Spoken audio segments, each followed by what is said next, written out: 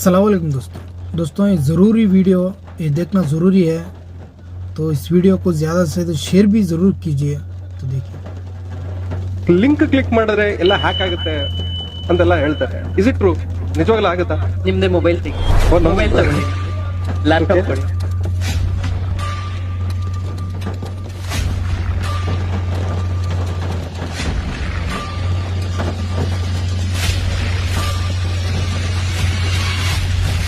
ನಿಮಗೆ ಒಂದು ಲಿಂಕ್ ಬಂದಿದೆ ನೋಡಿ, ಓಪನ್ ಮಾಡಿ. ಎಸ್ ಮೇಡಮ್, ಕ್ಲಿಕ್ ಮಾಡಿದೆ. फुल वीडियो देखिए, समझ में आए। ಸೊ ವಿಶಸ್ ಅಂತ ಏನೋ ಬಂತು. ಹೆಸರು ಕೇಳ್ತಾ ಎಸ್ ಆಯ್ತು. ಇದು ನೋಡಿ, ಇದು ನೀವೇನ?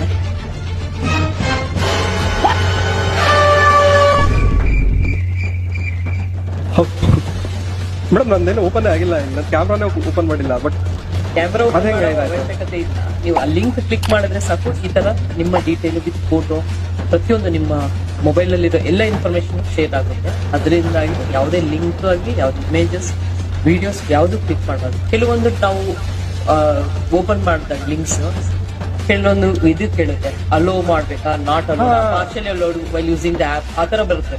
ಅವಾಗ್ಲೂ ಅಷ್ಟೇ ನಾವು ಅಲೋ ಮಾಡಬಾರ್ದು. ಯಾವುದೇ ಒಂದು ಲಿಂಕ್ ಕ್ಲಿಕ್ ಮಾಡಿದಾಗ ನಿಮಗೆ ಅಲೋ ಕೇಳುತ್ತೆ, ಅಲೋ ನಾಟ್ ಅಲೋ ಅಥವಾ while only using the app ಆ ತರ ಕೇಳಿದಾಗ ನೀವು ಅಲೋ ಕೊಡಬಾರ್ದು. ಇದು ವೆರಿ ಇಂಪಾರ್ಟೆಂಟ್. ಓಕೆ,